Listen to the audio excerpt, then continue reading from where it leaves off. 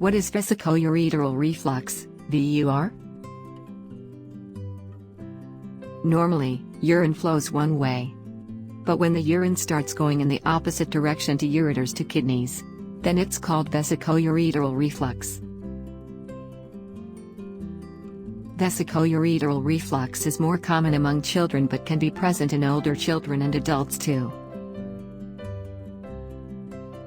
When the flap valve maintains one-way flow, doesn't work and lets urine flow backwards.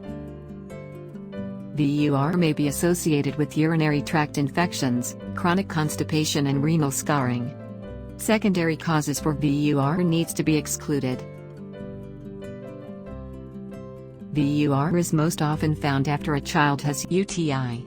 Some signs of a kidney/bladder infection are fever, pain in the flanks or lower abdomen, burning while passing urine, feeling ill in general, vomiting, refusal of feeds, poor appetite. Not every VUR needs surgery.